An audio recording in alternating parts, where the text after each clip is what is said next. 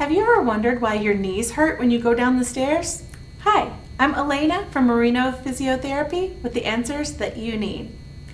So first we're going to take a look at the knee. So here's a knee joint. All right. So what I want you to notice about this knee joint is this top bone, the thigh bone or femur, the bottom of it is shaped a bit like a dog biscuit. All right.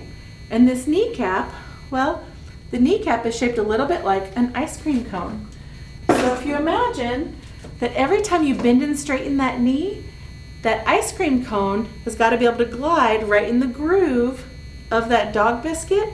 That is what ideal motion looks like. And then really, the kneecap doesn't move as much as the dog biscuit or thigh bone is moving.